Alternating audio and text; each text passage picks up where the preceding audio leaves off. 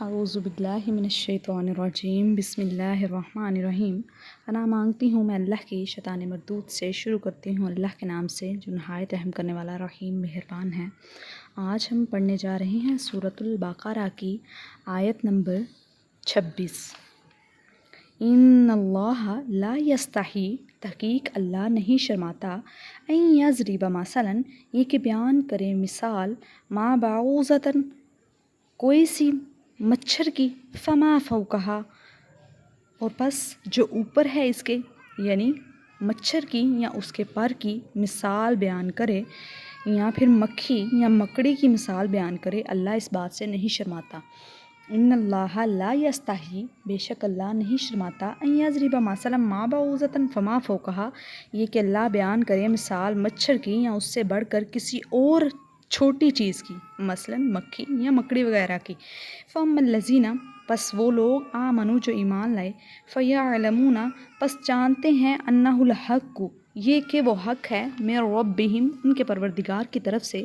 وَأَمَّا الَّذِينَ كَفَرُوا، اور جو لوگ کافر ہوئے، فَيَقُولُونَ، پس کہتے ہیں، ماذا أَرَادَ اللَّهُ بِهَذَا مَثَلًا، کیا ارادہ کیا ہے اللہ نے اس چھوٹی سی مثال کے ساتھ، یعنی اللہ اس چھوٹی سی مکڑی کی، مچھر کی مثال کو بیان کر کے کیا بات واضح کرنا چاہتا ہے، اللہ کی کیا چاہت ہے۔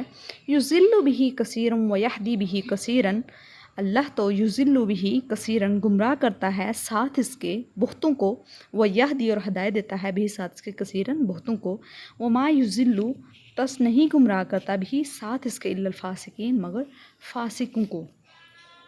خدا اس بات سے عار نہیں کرتا کہ مچھر یا اس سے بڑھ کر کسی چیز، یعنی مکھی مکڑی کی مثال بیان فرمائے۔ جو مومن ہیں وہ یقین کرتے ہیں کہ ان کے پروردگار کی طرف سے سچ ہے، اور جو کافر ہیں وہ کہتے ہیں کہ اس مثال سے خدا کی مراد ہی کیا ہے۔